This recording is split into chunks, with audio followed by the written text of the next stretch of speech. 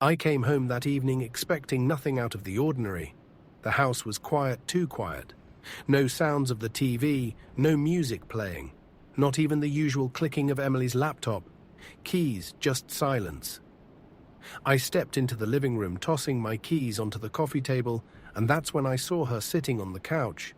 Knees pulled up to her chest, arms wrapped around herself. Her face was pale, and there was this strange, vacant look in her eyes. "What's wrong?" I asked, kicking off my shoes.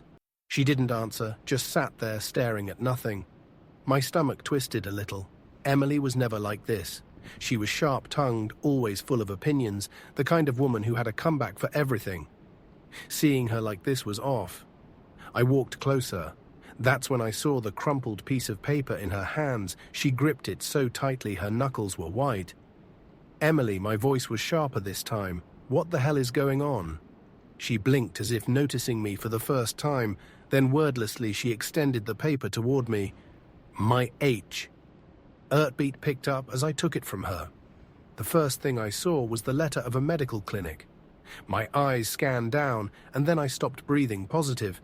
It was an STD test result. The world around me shifted. The walls felt like they were caving in my hands, clenched the paper so tightly it crinkled, and for a long moment I just stood there. Frozen, my brain refusing to make sense of what I was looking at. Emily, my wife. How the hell did this happen? My voice was eerily calm, but inside a storm was brewing. She didn't answer immediately, just swallowed hard and ran a shaking hand through her hair. I don't know. She stammered. A bolt of fury shot through me. "You don't know my voice?" Rose, sharp and disbelieving. "Emily, are you seriously about to sit there and tell me you don't know how you got an STD? Her lips parted, but no words came out. I saw it then, that flicker of panic in her eyes, that moment where she realized she was caught and had no idea how to spin it. I took a step forward. She shrank back. Into the couch. "Tell me the truth."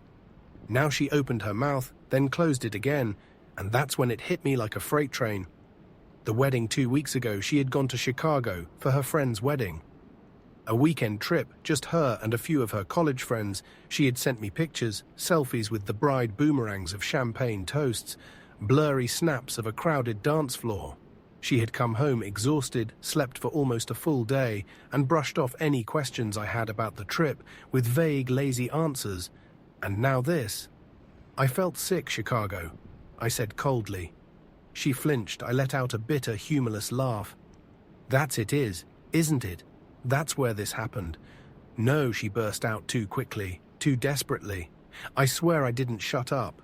My voice was sharp as a blade. She clamped her mouth shut. I turned away, running a hand down my face, trying to stop my thoughts from spiraling. My wife, she had done this. She had gone to that wedding, lied to my face, and now she was sitting here trying to act like she had no idea how this happened, and then like she had suddenly found her footing. Her expression changed, her shoulders squared, her lips pressed into a tight line, and in the blink of an eye, she wasn't the panicked, trembling woman I had walked in on anymore. She was defensive. "I don't know why you're freaking out." She snapped, "This doesn't mean anything. The test could be wrong, or maybe you gave it to me." I actually laughed at that, a cold, sharp bark of disbelief. "Are you out of your goddamn mind? I haven't touched anyone but you in years."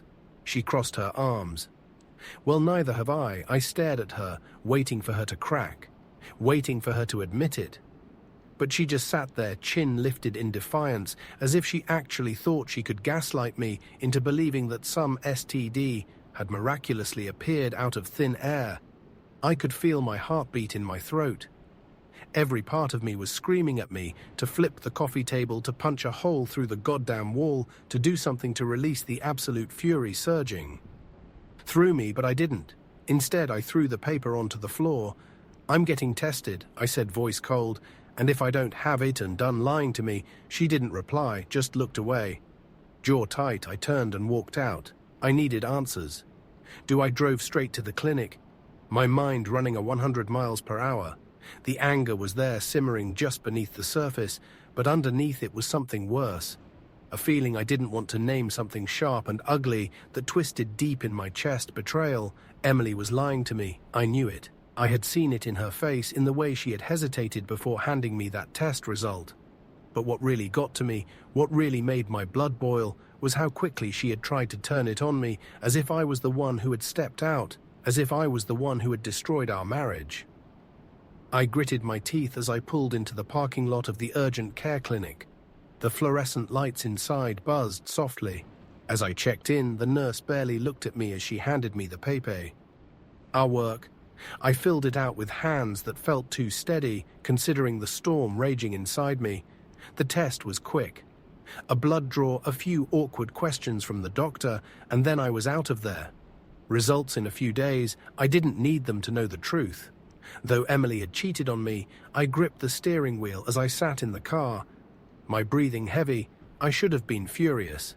Should have been ready to drive back home and demand the truth out of her, but instead all I felt was cold.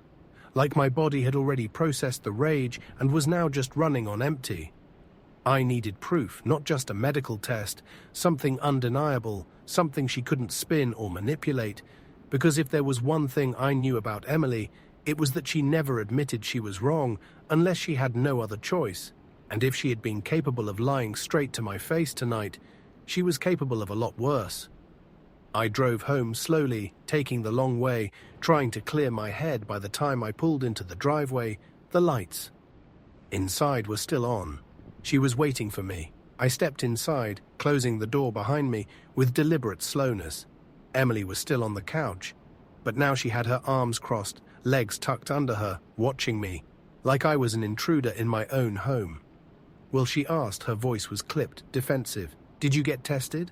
I tossed my keys onto the counter. Yeah, she nodded as if that proved something good. I exhaled slowly, staring at her. Why don't you just tell me the truth, Emily?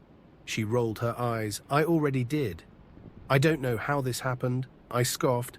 So what, you expect me to believe a magical STD just appeared out of nowhere? She shifted uncomfortably. Maybe I had it before we met, and it just my voice came out sharper than I intended. We've been together for 7 years. You think it just now decided to show up? Her lips pressed together. She knew I had her, but instead of admitting it, she did what she always did when backed into a corner. She got nasty. You know what? You're being really Andy paranoid right now, she snapped. I told you the truth. If you don't believe me, that's your problem. I let out a slow, humorless chuckle. You want to know what I think? She glared. Not really. I ignored her. I think you went to that wedding and had yourself a little fun, and now you're trying to lie your way out of it. Her face twisted. You seriously? I stepped closer. You cheated on me. I didn't say it. I didn't.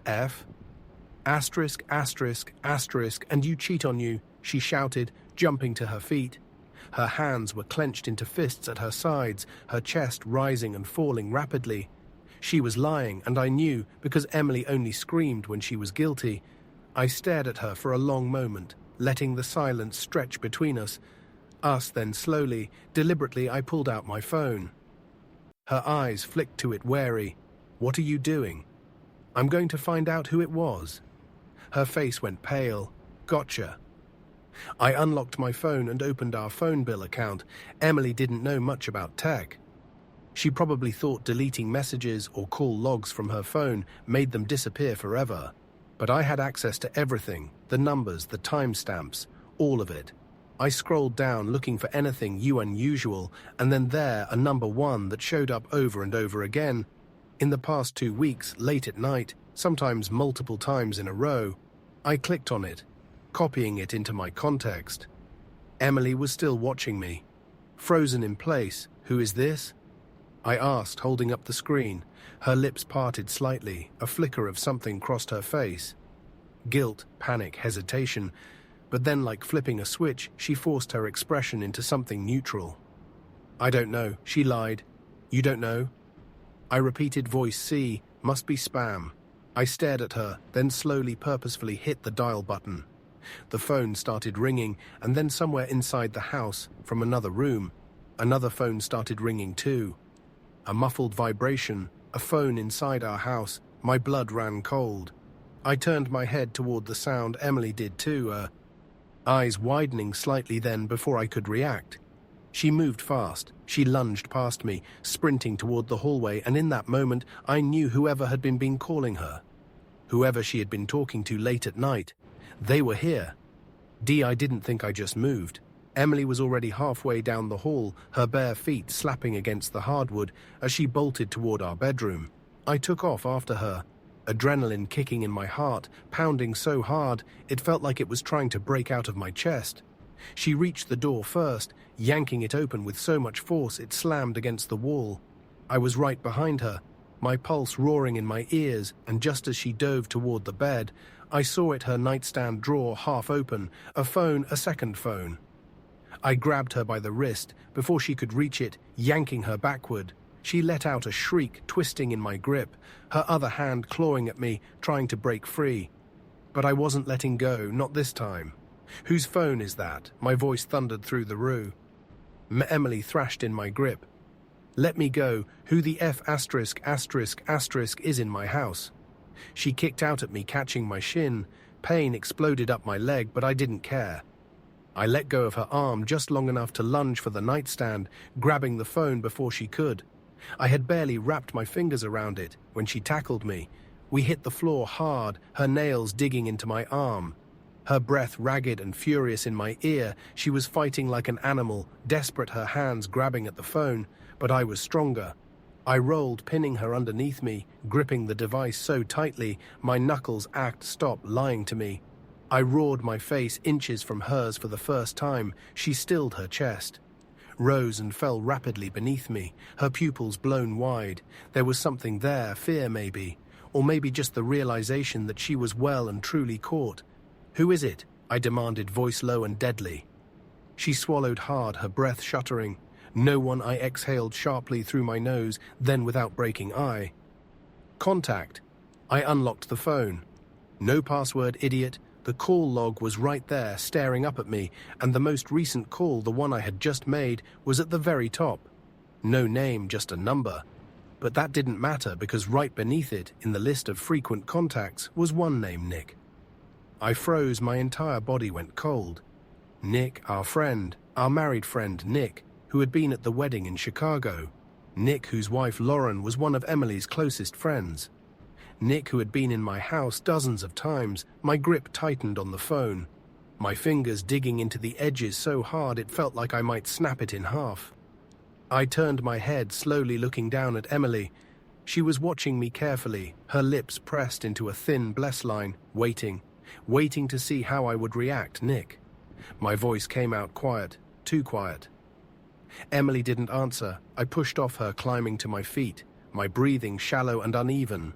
The room felt smaller, hotter, the walls closing in. Nick, my so-called friend. I clenched my jaw so hard it ached. HD staring down at the phone in my hand, my vision tunneling. I wanted to throw it, smash it, put my fist through the goddamn wall instead. I took a slow, measured breath, then another, and then I turned. Walking out of the bedroom without another word, Emily scrambled up behind me. "Where you going?" I ignored her, moving down the hall. Hey, I'm talking to you." I kept walking. "Jason," I stopped in the doorway of the kitchen, back still to her. Then slowly I turned around. Emily was standing in the hallway, barefoot, her hair a mess, her eyes blazing with something I couldn't quite place. She wasn't apologizing. She wasn't crying. She wasn't even sorry. She was angry. Like I was the one who had done something wrong. Like I was the villain in her story. I let out a quiet laugh, shaking my head. "Wow," I muttered under my breath. "You really don't give a, do you?" She crossed her arms. "What do you want me to say, Jason?" I stared at her. "You want me to cry, to beg, to act like some pathetic wife grinning for forgiveness?" She let out a bitter laugh. "Not going to happen." I exhaled slowly, dragging a hand down my face. "Unbelievable," she shrugged. "It's not like you're some saint either." I blinked, then I actually laughed. "What do you think I don't know about the way you look at other women?" She accused, stepping closer. "You think I haven't seen the way you flirt with waitresses, with your co-workers?" "God, Jason, you act like you're so F***. Asterisk, perfect, but newsflash, you're not." I stared at her in sheer disbelief. Are you seriously trying to justify cheating on me by saying I smiled at a waitress? She shrugged again, lips twisting into something that almost looked like a smirk. I'm just saying, maybe you should look in the mirror before you go acting all high and mighty. Something in my chest snapped. I took a slow, deliberate step forward. Emily held her ground, chin tilting up in defiance. You cheated on me, I said, voice like steel, and not just with anyone, with our friend, with a guy whose wife trusts you. A guy who is one in our house, sat at our dinner table, smiled in my goddamn face. I leaned in, lowering my voice to a whisper, and you don't even feel bad about it. For the first time, she looked away just for a second, but it was enough. I pulled back, exhaling slowly. My hands were steady now, my heartbeat even. Because I had just made a decision, Emily noticed the shift immediately, her eyes narrowed. What I met her gaze, you'll see. Then I grabbed my keys, walked out the door, and drove straight to Lauren. Lauren opened the door, wearing an oversized sweater and leggings. Her blonde hair pulled into a messy bun. She looked surprised to see me standing there, my face probably a mask of barely contained fury. Jason, she tilted her head, confusion flickering across her face. Hey, what's going on? I didn't answer right away. Instead, I took a slow, steady breath, gripping the doorframe so tightly, my fingers ached. Is Nick home? Lauren frowned. No hen working late, why perfect? I exhaled sharply, nodding to myself. Can I come in? She hesitated. Ed, just for a second, but then stepped aside. Yeah, of course. I walked in, the scent of cinnamon candles hitting me immediately. Their house was spotless, warm, cozy home, the kind of place built on trust, on years of love and partnership.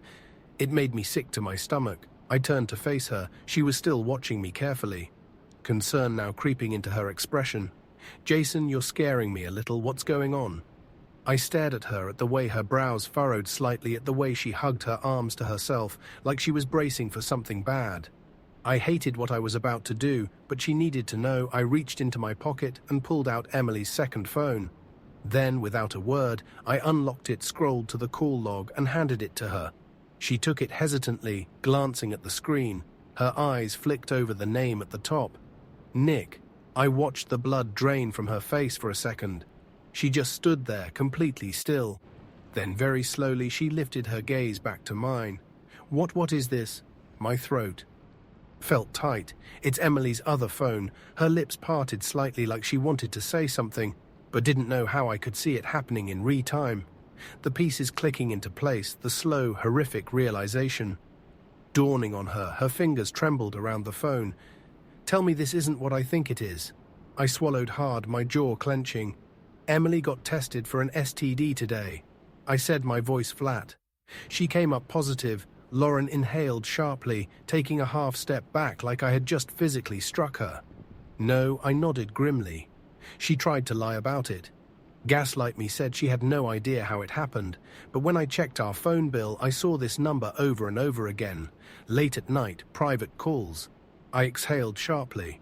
I called it. This phone started ringing from inside my house. Lauren covered her mouth with one hand, her breathing turning ragged. No. Lauren, but she was already moving, already pacing, one hand fisting into her sweater as she shook her head violently. No, this isn't. He wouldn't. Her voice racked. They wouldn't. I said nothing because we both knew they would. She stopped pacing, suddenly standing in the middle of the living room, her back to me. Her whole body was trembling. Then very slowly she turned around. Her eyes were red-rimmed, but there were no tears. Not yet, just fury. Where is she? She asked, voice eerily calm. I exhaled home. Lauren nodded once, then she stormed toward the front door, grabbing her coat off the hook. I followed her without hesitation, because if there was one thing I wanted more than anything right now, it was to watch Emil's world burn. The drive to my house was silent. Lauren sat rigid in the passenger seat, gripping her phone so tightly I thought she might crack it in half. I could practically feel the rage radiating off her, and the worst part, I got it. I got it, because I was feeling the exact same thing. By the time we pulled into the driveway, My hands were itching to slam the door open, to grab Emily and force her to look Lauren in the eyes and admit it. But I didn't. Have to, because as soon as I unlocked the door, Lauren shoved past me, storming inside like a hurricane. Emily, her voice rang through the house, sharp and venomous for a second. There was nothing, just silence, then footsteps. Emily appeared in the hallway dressed in pajamas, her hair tied up in a messy bun. When she saw Lauren, she stopped dead in her tracks. Her face went slack. "Lauren," she said cautiously, "what are you doing here?" Lauren took a slow step forward, her hands clenched into fists at her sides. "I know." Emily blinked. "Know what?" Lauren laughed, a cold, humorless sound. Then in one swift motion, she threw Emily's burner phone onto the floor between them. "Pick it up," she commanded. Emily's gaze flicked to the phone, then back to Lauren. "I don't pick it up." Emily flinched for the first time since this started. I saw something in her expression that almost looked like fear. She didn't move. Lauren took another step forward, voice dropping to a whisper. "How long?" Emily swallowed hard. "Lauren-y, how long?" Emily's mouth opened, then shut. Lauren's breathing was ragged now, her whole body vibrating with anger. She shook her head, letting out a shaky laugh. "You were in my house," she hissed. "You smiled in my face. You played with my kids." Emily looked away. Lauren's voice turned leaf. "You let me complain to you about him. You let me tell you about our problems," and the whole time she let out a shuddering breath. "You were F***, and G. My husband behind my back." Emily's shoulders squared, and just like before I saw it, the moment she decided to double down, she crossed her arms, lifting her chin. "You don't know what you're talking about." Lauren actually laughed at that, a wild, almost unhinged laugh. Then she lunged. I barely had time to react before Lauren grabbed Emily by the wrist and shoved her back against the wall. Emily gasped, eyes going wide. "You ruined my family." Lauren snarled, "You broke my trust, and you don't even have the decency to feel bad about it." Emily struggled in her grip. Lauren let go. ABR. Uply shoving her away, Emily stumbled, catching herself against the wall, her face red with anger and embarrassment. For a moment, no one spoke. Then Lauren inhaled sharply and straightened her shoulders. She turned to me, eyes flashing. "We going to his office?" Emily's bray hitched. Lauren noticed. She smirked. "Oh, you don't like that, do you?" Emily's lips pressed into a thin line. Lauren tilted her head. "You're afraid?" Emily's jaw tensed, but she said nothing. Lauren turned to me. "Come on," I nodded once, and as we walked out the door, Emily finally broke weight. She called out, her voice desperate. "Jason, please." I stopped in the doorway, glancing back at her. She looked small now, helpless, pathetic. I met her gaze, my expression unreadable. Then I turned away, and we drove off to destroy Nick. The drive to Nick's office felt like the calm before a storm. The air was thick with tension, an almost suffocating silence sitting between Lauren and me. She hadn't said a word since we left the house. She just sat there gripping her PHI, one so tightly I could hear the plastic casing creak. I understood she wasn't just angry, she wasn't just betrayed, she was unraveling. And so was I when we pulled up to the building. Lauren didn't hesitate. She was out of the car before I had even fully parked, marching toward the entrance like a woman on a warpath. I followed, my pulse pounding in my ears.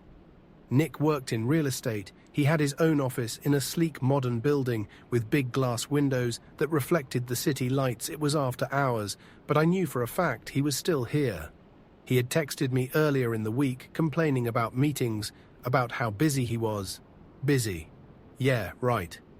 Lauren yanked open the door and we stepped into the lobby. The receptionist, some young guy who looked barely old enough to drink, glanced up from his phone. "Oh, hi. Can I help you?" Lauren didn't even look at him. "Where's Nick?" The guy blinked, clearly taken aback. He's in his office, but he's with a client." So she was already moving. The receptionist stammered something behind us, but I ignored him, keeping pace with Lauren as she stormed down the hall, her heels clicking against the polished floor. She knew exactly where she was going. We had been to Nick's office before, for barbecues, holiday parties, casual drop-ins, and yet something about this walk felt different. Like we weren't just approaching a man's office, we were approaching his reckoning. Lauren reached his door first. She didn't knock, she didn't hesitate, she just shoved it open. Nick was sitting behind his desk, leaning back in his chair, phone in hand. He looked up, startled, eyebrows furrowing, as he saw us standing there. Lauren, his gaze flicked to me. Jason, what the hell? Lauren threw Emily's burner phone onto his desk. The room went dead silent. Nick stared at the phone, then very slowly he sat up straighter, his expression shifting into something I couldn't quite read. He knew exactly why we were here. Lauren crossed her arms, her jaw tight. Say it, Nick, throw-bobbed. Say what Lauren let, oh. Utter sharp, humorless laugh. Oh, don't, if ***** inning do that. Don't sit there and pretend like you don't know what this is.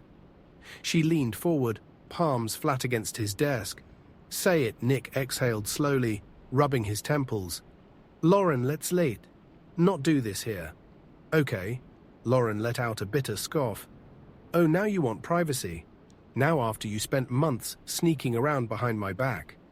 After you have *****. Ed, my best friend, and came home to me like nothing happened. She shook her head. No, you don't get privacy. Nick, not anymore. Nick ran a hand down his face, looking exhausted, like he was the one who had been wronged here.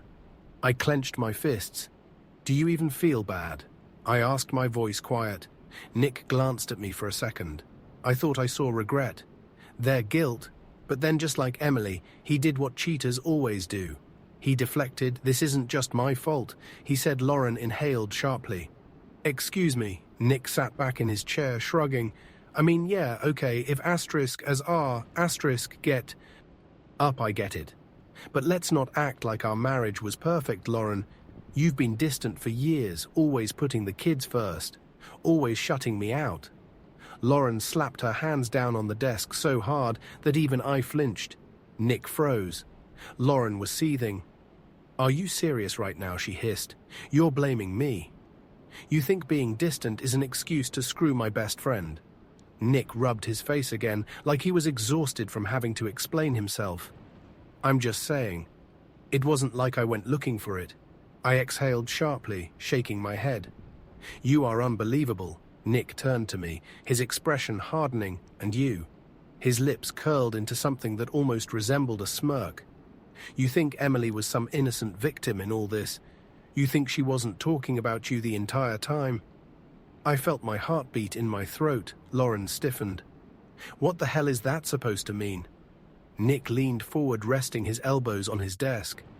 It means your perfect best friend was running her mouth, telling me all about how my cerebral Jan made her, how he was boring, predictable, didn't give her enough attention. I clenched my jaw so hard at her. And you know what? Nick continued, looking straight at me. Now she said the same things about you, Lauren. About how you were always too busy being a mom to care about your husband. How she felt sorry for me.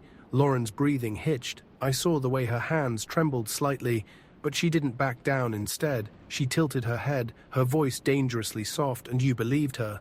Nick exhaled, running a hand through his hair. It wasn't about believing her. Lauren, it just happened. Lauren laughed, a short, sharp sound.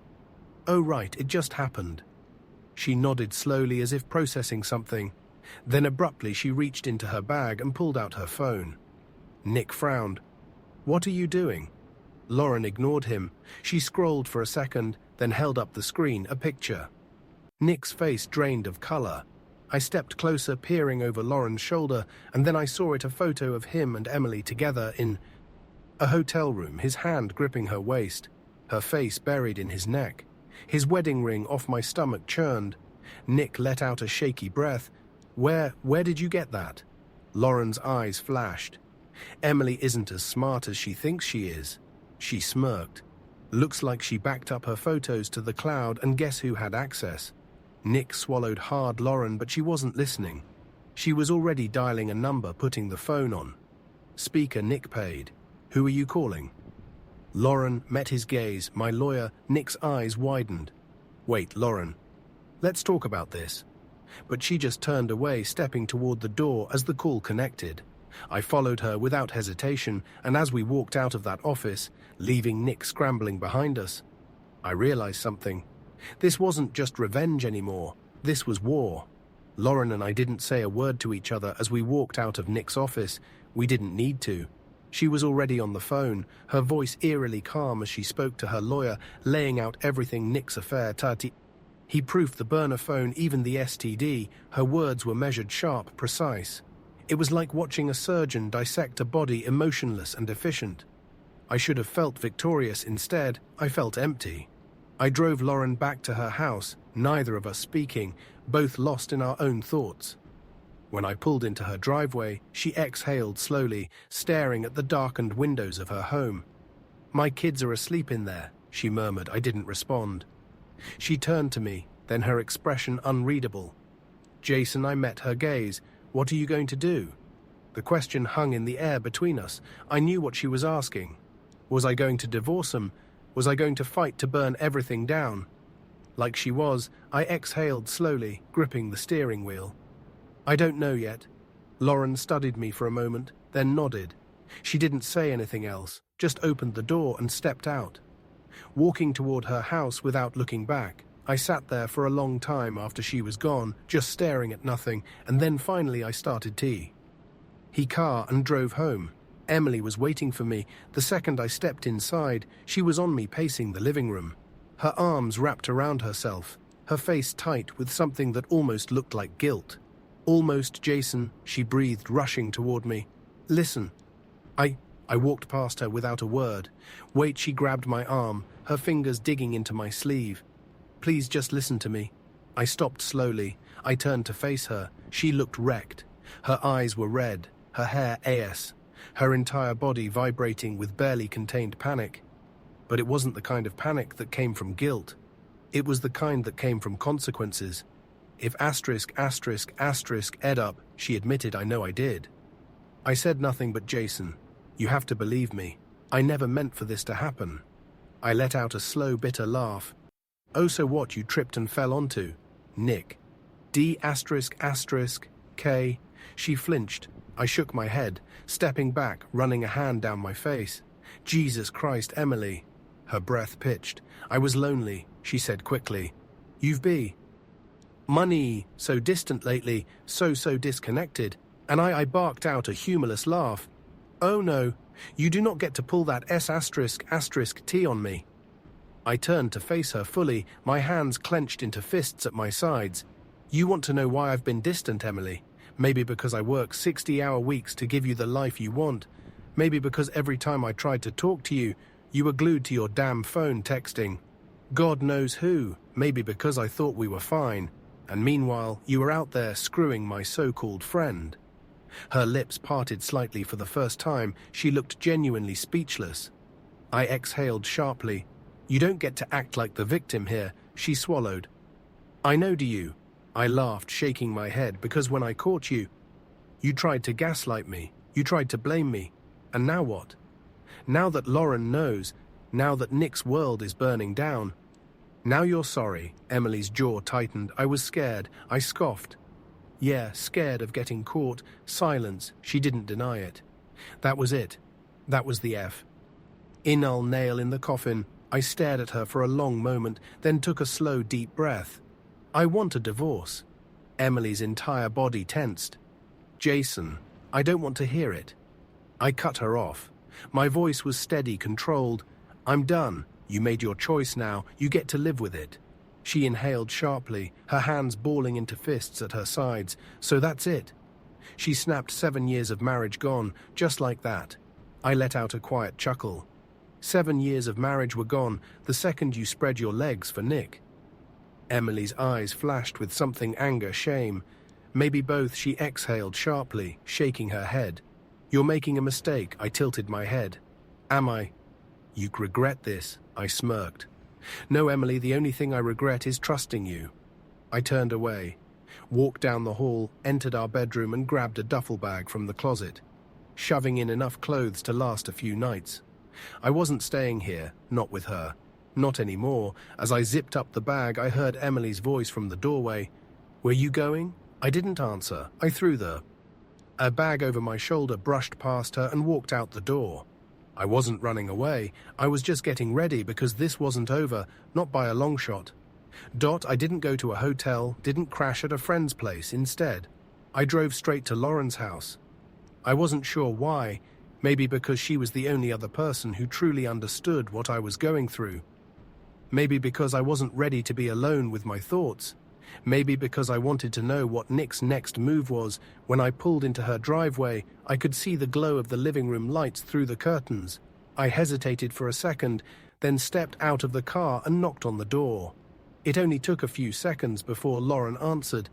She looked exhausted, her hair was a mess, her sweater slightly off her shoulder, and there was a nearly empty glass of wine in her hand. But her eyes were sharp alert. Calculating, she took one look at me and exhaled. "You left her." I nodded. Lauren took a sip of wine, then stepped aside. "Come." In I walked inside, and for a moment neither of us said anything. Then, without warning, Lauren threw back the rest of her wine and slammed the glass onto the counter. "Nick came home," she said, voice tight. I straightened what happened. She let out a sharp, bitter laugh. He tried to play it cool at first, like maybe if he acted calm, I'd calm down. But when I told him I already had a lawyer, he lost his damn mind. I frowned. "What do you mean?" Lauren turned to face me fully. Crossing her arms, he went on this whole rant about how I was overreacting, how one mistake shouldn't ruin everything. Her lips curled into a bitter smirk, and then get this. He actually had the audacity to tell me that I wasn't thinking clearly, that we should take a few days to cool off. I let out a dry chuckle, so basically he thought he could control you. Lauren tilted her head. Exactly. I ran a hand down my face, exhaling. Jesus, he really thought he could talk his way out of this. Lauren nodded, her expression dark, and when he realized that, whoa, sent happening, he started threatening me. My head snapped up, what she let out a slow breath. Not physically, she clarified, but he started talking about the kids, about how a divorce would tear them apart, about how he'd make sure I wouldn't get full custody. She scoffed as if Hugh's ever been an involved father, as if I don't have years of proof that I've done everything, while he's been out playing ****ing house with Emily. Anger flared hot in my chest. He's trying to intimidate you. Lauren's eyes flashed. Let him try. I stared at her. She wasn't crying. She wasn't falling apart. She was pissed, and honestly, I respected the hell out of her for it. I leaned against the counter, crossing my arms. So what's the plan? Lauren exhaled sharply, running a hand through her hair. I meet with my lawyer tomorrow. I want full custody. I want the house, and I want every single dollar I'm entitled to. I smirked good. She studied me for a moment. And you, what's your move? I rolled my shoulders, exhaling, Lowly, I don't just want to divorce Lauren. My voice was calm, steady. I want revenge. A slow smile spread across her lips now that she murmured, "Is something I can get behind." I didn't go to bed that night. Instead, Lauren and I sat at her dining table, hashing out every single detail we could use against them. Nick had a lot to lose: his reputation, his business, his family. He prided himself on being the perfect guy, the great dad, the successful entrepreneur, the charming husband. If people knew the truth, if his clients knew the truth, it would destroy him. Emily, on the other hand, she was about to lose the comfortable life she had built for herself. No more cushy house, no more adoring husband to fund her lifestyle. She was about to be completely on her own, and something told me she wouldn't handle that well by the time the sun started rising. Lauren and I had a solid game plan. She was going after everything. I was making sure Emily walked away with nothing, and Nick was about to find out what it felt, Ike, to have his entire world collapse around him, because this wasn't just about getting justice anymore. This was about making sure they never forgot what they did to us. At exactly 8 a.m., I walked into the best divorce attorney's office in town. I wasn't playing games. I wasn't dragging this out. I wanted Emily out of my life as fast and as painfully as possible, and if I could make sure she suffered for what she did, even better. The lawyer, Mark, something was a sharp-looking guy in his late 40s, dressed in an expensive suit and radiating quiet confidence. He glanced over the paperwork I had brought: bank statements, phone records, Emily's test results, and then leaned back in his chair, steepling his fingers. "This is bad," he said bluntly. I smirked for her. "Yeah," he nodded. "You have everything you need to bury her in this divorce, infidelity, reckless endangerment. You could take her for everything." I leaned forward. "That's exactly what I want." Mark studied me for a second, then nodded. "All right, let 'em talk." Strategy by noon, I had everything set in motion. Divorce papers were being drawn up. Financial assets were being examined, and every single dirty little secret Emily had was about to be laid bare. I didn't go home. Instead, I met up with Lauren. She was already 3 steps ahead. Her lawyer had been ruthless. Not only was she filing for full custody of the kids, but she was also demanding a complete financial audit of all of Nick's accounts.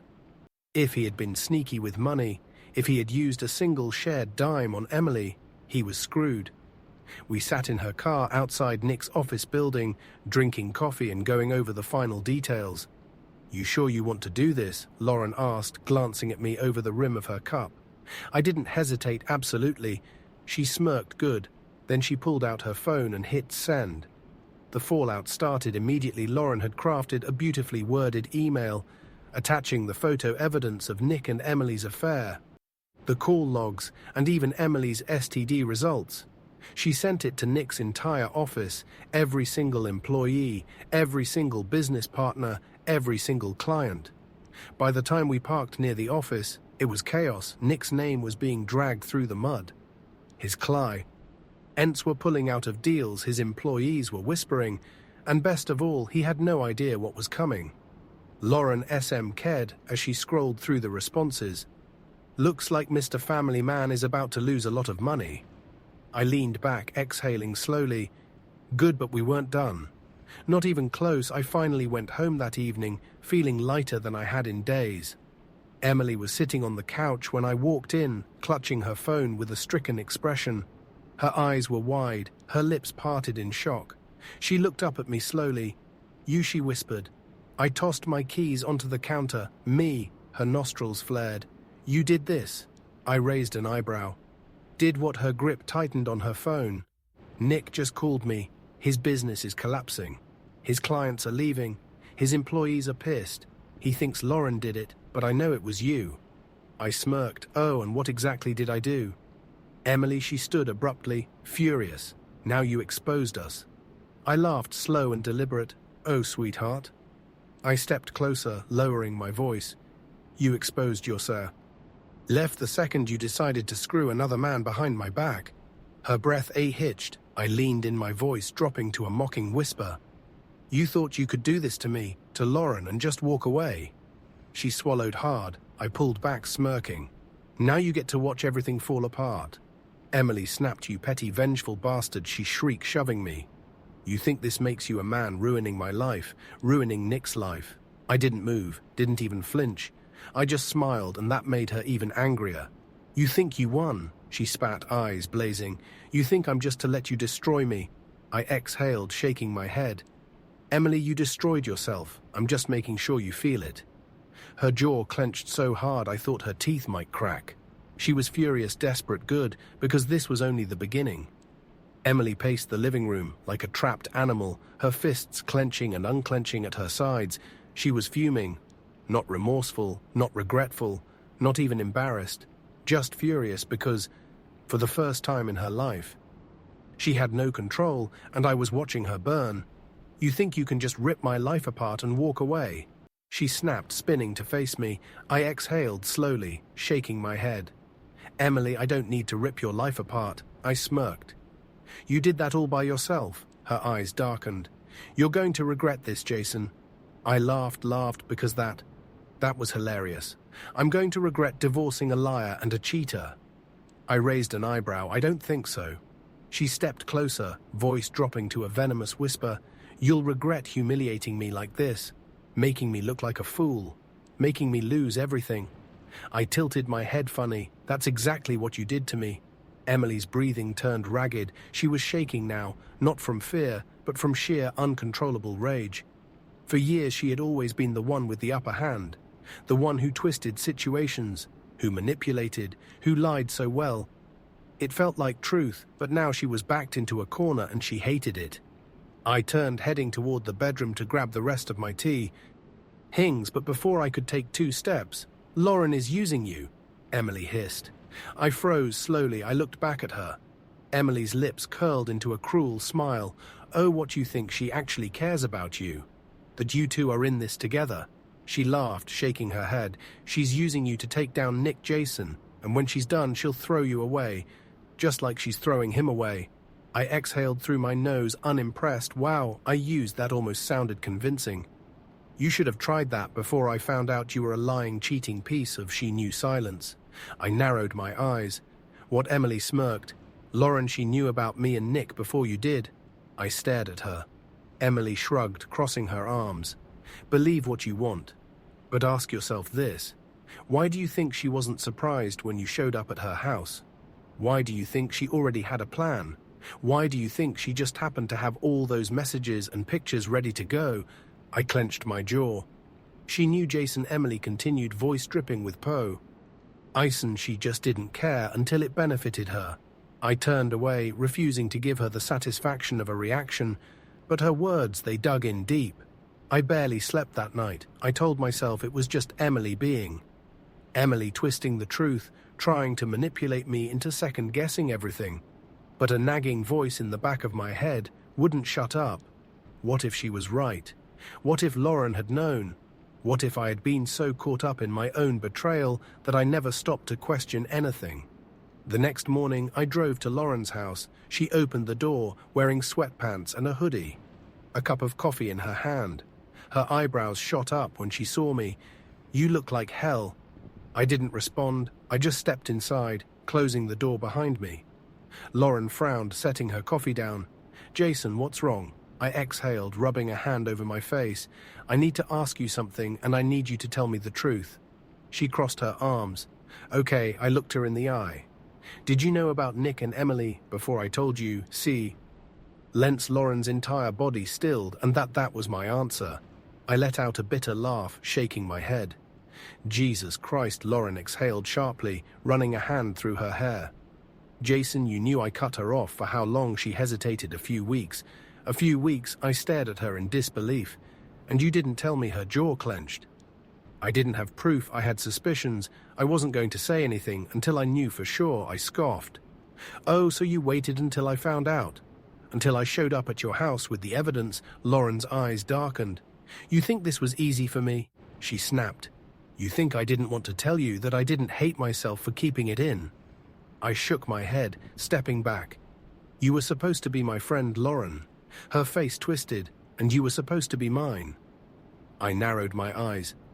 "What the hell is that supposed to mean?" She let out a bitter laugh, shaking her head. "You really don't see it." "Do you see what?" Lauren crossed her arms. "Jason, you weren't happy. Not with Emily. Not for a long time, CL." Enched my jaw. She exhaled sharply, shaking her head.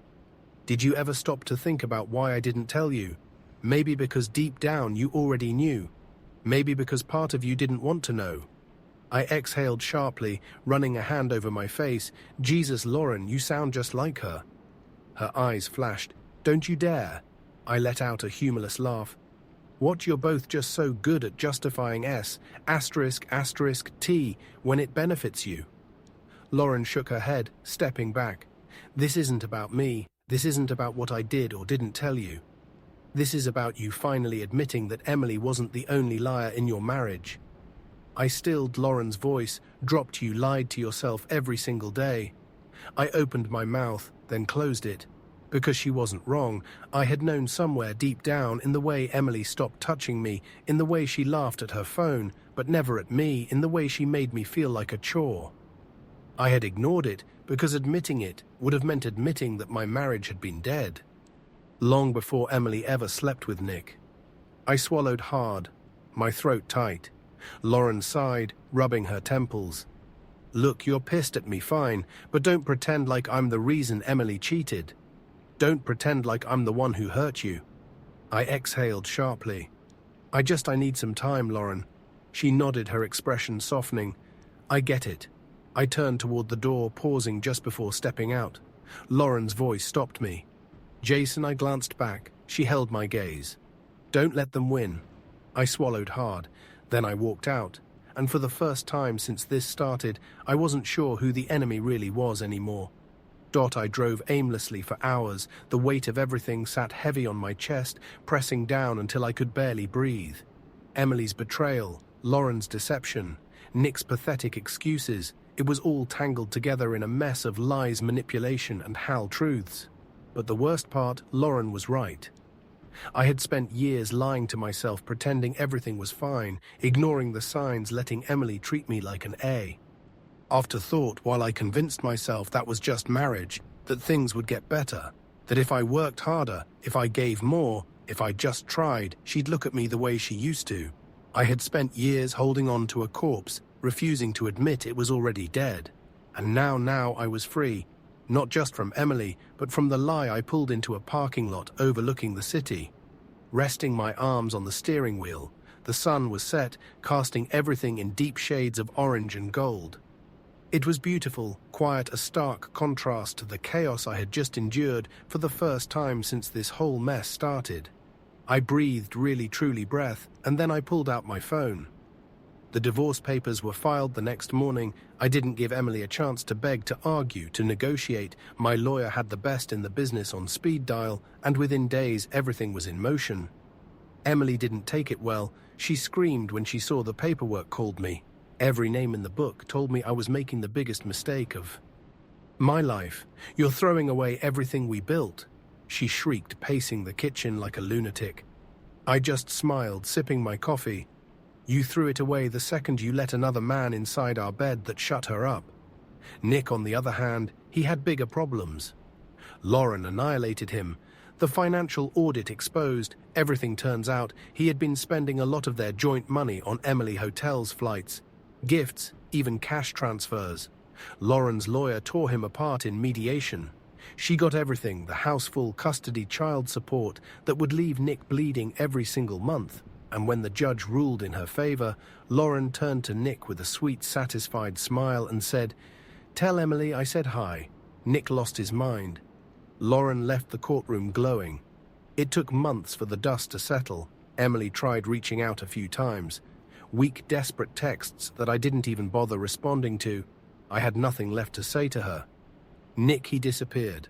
Lost his biggest clients, had to sell his office last. I heard he was struggling to keep his business afloat. And Emily, well, she didn't exactly sign up to be with a broke man. Lauren texted me one night, months later, Emily and Nick broke up. I laughed, not because it was funny, but because it was predictable. She had destroyed everything for him. And the second things got hard. She bailed. It was exactly what she deserved. I rebuilt my life from the ground up. Got my own place, focused on myself for once. I started hitting the gym, eating better, picking up old hobbies I had abandoned during my marriage. I lived, and for the first time in years, I was happy. Lauren and I stayed in touch. Not in the way people might think. There was no romantic tension, no revenge fling, just a mutual understanding, a shared war story, a bond forged in betrayal. One night we grabbed drinks just as friends. She raised her glass, smirking to freedom. I clinked my glass against hers to revenge. And damn, did it taste sweet.